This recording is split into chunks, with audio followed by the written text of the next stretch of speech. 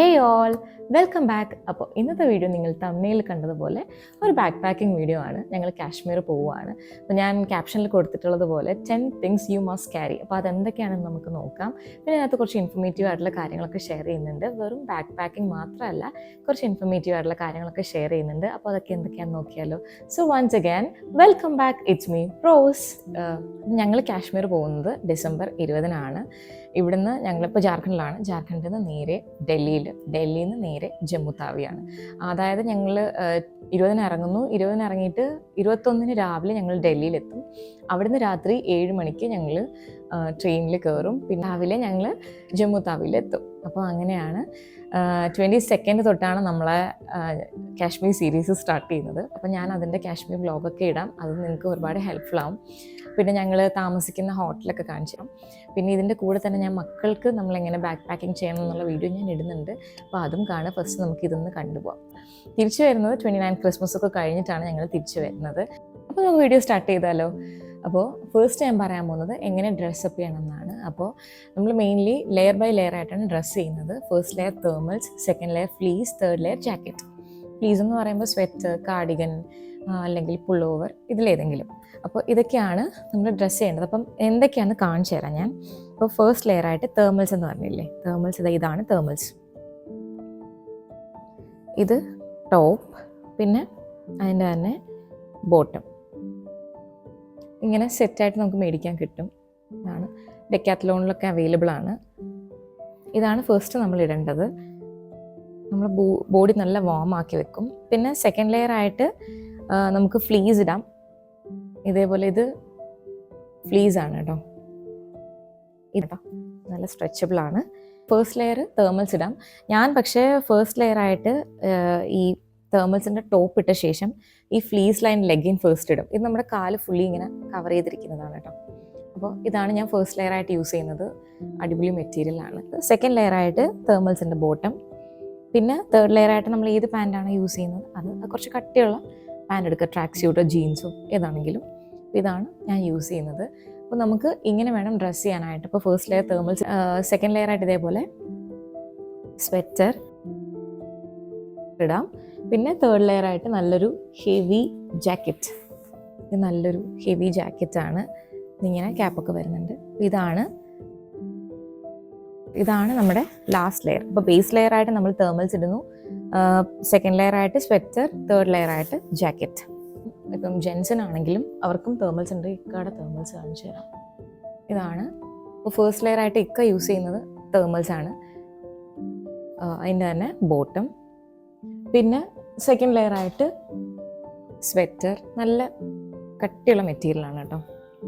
ഇതാണ് second layer ആയിട്ട് use ചെയ്യുന്നത്. പിന്നെ തേർഡ് ലെയർ ആയിട്ട് നല്ലൊരു ഹെവി ജാക്കറ്റ്. ഇതാണ് 3 ലെയർ.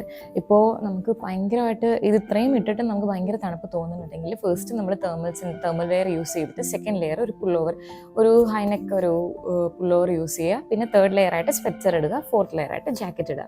പിന്നെ നമ്മൾ എപ്പോഴും ജാക്കറ്റ് പർച്ചേസ് ചെയ്യുമ്പം 1-2 സൈസ് വലുത് മേടിക്കാൻ ശ്രദ്ധിക്കുക. ഞാൻ എടുത്തേക്കുന്ന ജാക്കറ്റ് XL സൈസാണ്.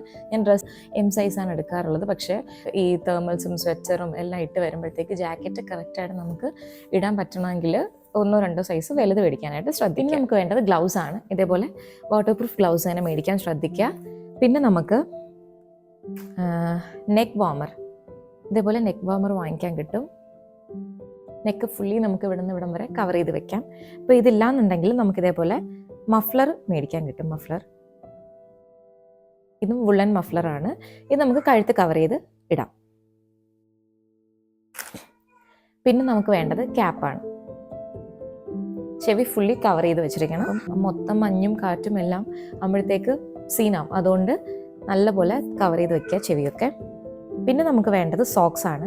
ഇതേപോലെ വുളൻ സോക്സ് കിട്ടും, ലോങ് സോക്സ് കിട്ടും. പിന്നെ ഇതേപോലെ ലെഗ് വാർമറും കിട്ടും. ഇത് നമ്മുടെ മുട്ട് വരെ ഇങ്ങനെ കവർ ചെയ്ത് നിൽക്കും. അപ്പോൾ ഇതൊന്നും ഇല്ലാന്നുണ്ടെങ്കിൽ തന്നെയും നമുക്ക് വുളൻ സോക്സ് വേണം. അതുകൊണ്ട് വുളൻ സോക്സ് മസ്റ്റാണ്. അപ്പോൾ ഫസ്റ്റ് ലെയർ ആയിട്ട് നോർമൽ സോക്സ് ഇട്ടിട്ട് അതിൻ്റെ മണ്ടിയിലേക്ക് വുളൻ സോക്സ് ഇടുക. അപ്പോൾ 2 ലെയറാണ് സോക്സ്. അപ്പോൾ നമ്മൾ എങ്ങനെ ഡ്രസ്സപ്പ് ചെയ്യണം എന്നുള്ളത് ഞാൻ പറഞ്ഞു തന്നു. ഇനി നമുക്ക് സെക്കൻഡ് തിങ് എന്നാണ്. അപ്പോൾ ഫസ്റ്റ് നമ്മൾ പറഞ്ഞു കഴിഞ്ഞു, ഫസ്റ്റ് എങ്ങനെയാണ് ഡ്രസ്സപ്പ് ചെയ്യേണ്ടതെന്ന് പറഞ്ഞു കഴിഞ്ഞു. ഇനി സെക്കൻഡ് എന്നാന്ന് നോക്കാം. ഇതാണ് ബോഡി വാർമർ. ഇതാണ് സെക്കൻഡ് ബോഡി വാർമർ. ഇത് എങ്ങനെ യൂസ് ചെയ്യേണ്ടതെന്ന് വെച്ചാൽ ഇപ്പം ഞാനിത് പൊട്ടിച്ച് കാണിക്കുന്നില്ല. ഇത് പാക്കറ്റ് പൊട്ടിക്കുമ്പോൾ ഇതിനകത്ത് ചെറിയ സൈസിലുള്ള കുഞ്ഞു കുഞ്ഞു പാക്കറ്റ്സ് കാണും. അപ്പോൾ ഇതെങ്ങനെ യൂസ് ചെയ്യേണ്ടതെന്ന് വെച്ച് കഴിഞ്ഞാൽ ഇത് ഈ പാക്കറ്റ് പൊട്ടിക്കുമ്പോൾ അകത്ത് വേറൊരു പാക്കറ്റ് ഉണ്ട്. അത് നമ്മൾ എടുത്തിട്ട് ജസ്റ്റ് ഒന്ന് ഒരു 5 to 10 seconds ഒന്ന് ഷേക്ക് ചെയ്യുമ്പോഴത്തേക്കും അത് ആക്ടിവേറ്റ് ആവും. അതിന്ന് ഒരു ഓട്ടോമാറ്റിക്കായിട്ടൊരു ഹീറ്റ് ജനറേറ്റ് ചെയ്യും. അത് നമ്മളെ ബോഡീനെ വാമാക്കി വെക്കാനായിട്ട് ഹെൽപ്ഫുൾ ആവും. അതെങ്ങനെ യൂസ് ചെയ്യേണ്ടതെന്ന് വെച്ചാൽ നമ്മളെ ജാക്കറ്റിൻ്റെ പോക്കറ്റിൽ അല്ലെങ്കിൽ പാൻറ്റിൻ്റെ പോക്കറ്റിൽ അല്ലെങ്കിൽ ബൂട്ട്സ് നമ്മൾ സോക്സ് 2 ലെയർ യൂസ് ചെയ്യുമല്ലോ. അപ്പം അതിൽ ഒരു നോർമൽ സോക്സ് ഇടുക, അതിൻ്റെ മണ്ടയിൽ ഈ വാമി വെക്കുക, പിന്നെ അതിൻ്റെ മുകളിൽ ഒരു തിക്ക് വുളൻ സോക്സ് യൂസ് ചെയ്തിട്ട് പിന്നെ ബൂട്ട്സ് ഇടുക. അപ്പം അങ്ങനെയാണ് നമ്മൾ യൂസ് ചെയ്യുന്നത്. ഇപ്പം നമ്മൾ തേർമൽസിൽ വെക്കാം, അല്ലെങ്കിൽ ഇത് സോക്സിൽ അല്ലെങ്കിൽ ബെനിയിൽ എല്ലാം വെക്കാം. അപ്പം ഇതാണ് സെക്കൻഡ് ബോഡി. ഇതൊരു ലൈഫ് സേവർ ആയിട്ട് കാണാം. കാരണം ഭയങ്കര തണുപ്പുള്ളടത്ത് ഇത് ഭയങ്കര ഹെൽപ്ഫുള്ളാണ്. 8 to 9 hours വരെ ഇത് ആക്റ്റീവ് ആയിരിക്കും. ഇത് 8 to 9 hours വരെ നമ്മുടെ ബോഡി വാമായിട്ട് വെക്കാനായിട്ട് ഹെൽപ്ഫുൾ ആയിരിക്കും. പ്രത്യേകിച്ച് സ്നോയിലൊക്കെ നല്ലപോലെ കളിക്കണമെങ്കിൽ ഇതെന്തായാലും നിങ്ങൾക്ക് ഹെൽപ്ഫുൾ ആയിരിക്കും. പ്രത്യേകിച്ചും ഭയങ്കര തണുപ്പാണ്. ആ തണുപ്പിൽ നിന്ന് നമ്മുടെ ബോഡി വാമാക്കി വെക്കും. കുട്ടികൾക്കും ഒക്കെ യൂസ് ചെയ്യാം. അപ്പോൾ ഇതാണ് സെക്കൻഡ് ബോഡി വാമർ.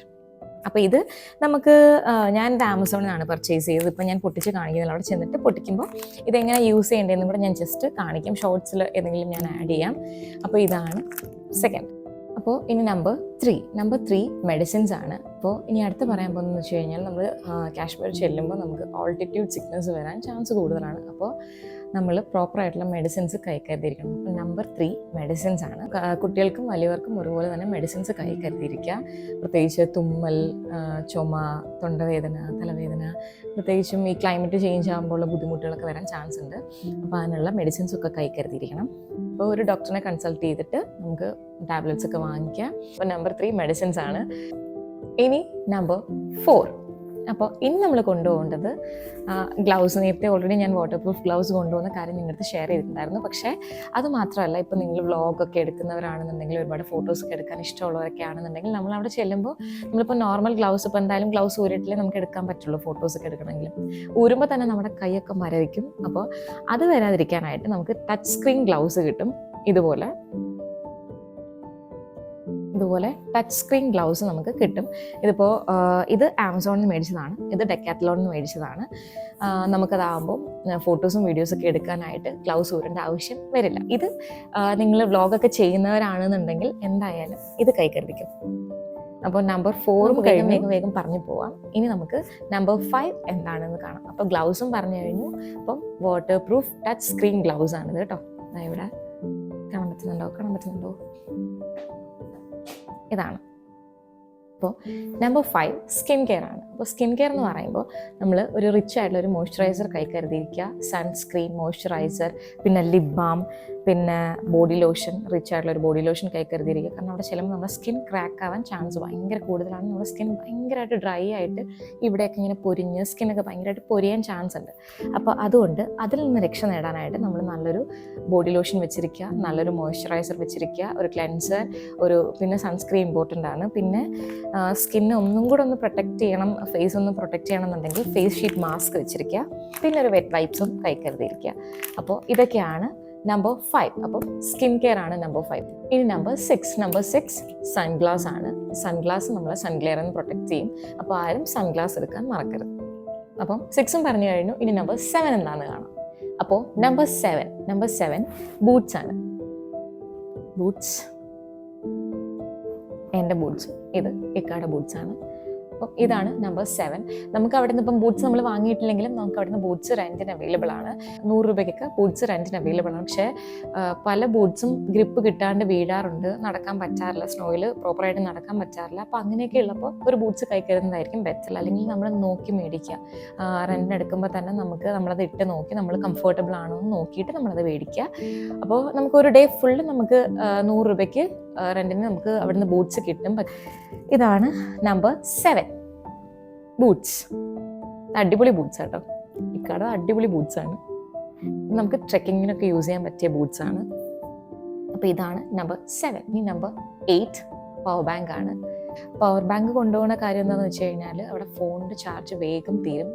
അപ്പോൾ അതുകൊണ്ട് ഒരു പവർ ബാങ്ക് കരുതുന്നത് നല്ലതാണ്. പ്രത്യേകിച്ച് നമ്മൾ സ്നോ ഒക്കെ കാണുമ്പോൾ നമുക്ക് എവിടെ ഫോട്ടോ എടുക്കണം എവിടെ വീഡിയോ എടുക്കണം എന്നുള്ള ആകെ കൺഫ്യൂഷനാണ്. അപ്പം നമ്മൾ എല്ലാം എടുത്ത് കഴിയുമ്പോഴത്തേക്കാണ് ഫോണിൻ്റെ ചാർജ് തീരും. അതുകൊണ്ടൊരു പവർ ബാങ്ക് കൈ കരുതുന്നത് നല്ലതായിരിക്കും. അപ്പോൾ ഇതാണ് നമ്പർ 8. അപ്പോൾ ഞാൻ വേഗം പറഞ്ഞു പോവുകയാണ്. പിന്നെ ഇനി നമുക്ക് നമ്പർ 9 കാണാം. അപ്പോൾ അടുത്തത് നമ്പർ 9. ഇതെന്താണെന്ന് മനസ്സിലായോ? ഇതാണ് വാക്യൂം ബാഗ്. പ്രത്യേകിച്ച് നമ്മളിപ്പം വിൻ്റർ ടൈമിൽ നമ്മൾ പോകുമ്പോഴത്തേക്കും നമുക്ക് എന്തായാലും ജാക്കറ്റ് കൈ കരുതിയിരിക്കണം. അപ്പോൾ ഞങ്ങളിപ്പം 4 പേരാണ്, ഞാനും ഇക്കായും മക്കളും പോകുന്നുണ്ട്. അപ്പം എല്ലാവർക്കും കൂടി ഒരുപാട് ജാക്കറ്റ് ഉണ്ട്. അപ്പോൾ ജാക്കറ്റ് എല്ലാം കൂടെ നമ്മൾ ട്രോളി ബാഗിൽ വെക്കുമ്പോൾ തന്നെ ബാഗ് ഫുള്ളാവും. അപ്പോൾ അതിൽ നിന്നൊരു രക്ഷ നേടാൻ വേണ്ടിയിട്ടാണ് ഇത്. ഇതിനകത്തേക്ക് നമ്മൾ ഹെവി ജാക്കറ്റൊക്കെ ഇതിൽ ഫില്ല് ചെയ്ത ശേഷം ഇവിടെ ഇങ്ങനെ ഓപ്പൺ ചെയ്യും. ഇത് വെച്ചിട്ട് പമ്പ് ചെയ്യും. ഇത് ഇങ്ങനെയാണ് യൂസ് ചെയ്യുന്നത്. പമ്പ് ചെയ്യുമ്പോഴത്തേക്കും അത് നല്ലപോലെ അങ്ങ് ചുരുങ്ങി ജാക്കറ്റ്സ് എല്ലാം ചുരുങ്ങും. അപ്പം നമുക്കിത് ട്രോളി ബാഗിൻ്റെ താഴെ ഭാഗത്ത് നമുക്ക് വെച്ചിട്ട് അതിൻ്റെ മണ്ടയിൽ ബാക്കി ഡ്രസ്സൊക്കെ വയ്ക്കാം. അപ്പോൾ ഇതാണ് വാക്യൂം ബാഗ്. ഇതാണ് നമ്പർ 9. അപ്പോൾ ഇത് മനസ്സിലായെന്ന് വിശ്വസിക്കുന്നു. ഞാൻ ഒരു ഷോർട്സിൽ ഇപ്പം ഞാനിത് കാണിക്കാത്ത എന്താണെന്ന് വെച്ച് കഴിഞ്ഞാൽ നമ്മൾ പോകാൻ നേരം കൊണ്ടുപോകുന്ന ജാക്കറ്റ് ഏതാണെന്ന് വെച്ചാൽ അതിനകത്ത് ഫില്ല് ചെയ്തിട്ട് നമുക്ക് പമ്പ് ചെയ്യാമല്ലോ. അപ്പോൾ അതിന് വേണ്ടിയിട്ടാണ്. ഇനി number 10, last but not the least. ഇനി പറയാൻ പോകുന്നത് സിമ്മിനെ പറ്റിയാണ്. അതായത് അവിടെ നമുക്ക് പ്രീപെയ്ഡ് സിം വർക്ക് ആവില്ല, അവിടെ പോസ്റ്റ് പെയ്ഡ് സിമ്മേ വർക്ക് ആവത്തുള്ളൂ. ഒന്നുകിൽ നമ്മളുടെ പ്രീപെയ്ഡ് സിം കൺവേർട്ട് ചെയ്ത് പോസ്റ്റ് പെയ്ഡ് സിം ആക്കുക, അല്ലെങ്കിൽ അവിടെ ചെന്നിട്ട് ലോക്കൽ മാർക്കറ്റിൽ നിന്ന് സിം എടുക്കുക, പോസ്റ്റ് പെയ്ഡ് സിം തന്നെ എടുക്കുക. അല്ലെങ്കിൽ നമുക്കിപ്പം എയർപോർട്ടിൽ നിന്ന് ടൂറിസ്റ്റ് സിം അവൈലബിൾ ആണ്, അല്ലെങ്കിൽ എയർപോർട്ടിൽ ചെന്നിട്ട് ടൂറിസ്റ്റ് സിം എടുക്കുക. അപ്പോൾ ഇതാണ് നമ്പർ 10. അപ്പോൾ 10 തിങ്സ് യു മസ്റ്റ് ക്യാരി. അപ്പോൾ 10 കാര്യങ്ങൾ ഞാൻ ഷെയർ ചെയ്തിട്ടുണ്ട്. ഇനി ചെറിയ കാര്യങ്ങൾ എന്തൊക്കെയാണെന്ന് ജസ്റ്റ് ഒന്ന് പറഞ്ഞുതരാം. പിന്നെ നമുക്ക് ഫസ്റ്റ് എയ്ഡ് കിറ്റ് കൈക്കരുന്നത് നല്ലതാണ്. അതായത് നമ്മൾ സ്കീയിങ് ഒക്കെ ചെയ്യുമ്പോഴത്തേക്കും ചെറിയ മുറിവൊക്കെ വരാൻ ചാൻസ് ഉണ്ട്. അപ്പോൾ അതുകൊണ്ട് ഒരു ഫസ്റ്റ് എയ്ഡ് കിറ്റ് കൈക്കരുന്നത് നല്ലതായിരിക്കും. പിന്നെ ഒരു ഫ്ലാസ്ക് കൈക്കരുന്നത് നല്ലതായിരിക്കും. ചെറിയൊരു ഫ്ലാസ്ക് മതി. പ്രത്യേകിച്ചും കുട്ടികളൊക്കെ ആയിട്ട് ട്രാവൽ ചെയ്യുമ്പോൾ അവർ ഇടയ്ക്കിടയ്ക്കൊക്കെ വെള്ളം ചോദിക്കും. അപ്പോൾ ചൂടുവെള്ളം എപ്പോഴും കൈക്കരുന്നത് നല്ലതായിരിക്കും. നമ്മളിപ്പോൾ ഹോട്ടലിൽ നിന്ന് ഇറങ്ങുമ്പോഴത്തേക്ക് ഇതിൽ ഫില്ല് ചെയ്തുകൊണ്ട് പോയാൽ മതിയല്ലോ. അപ്പം ഇതാണ് അടുത്ത കാര്യം.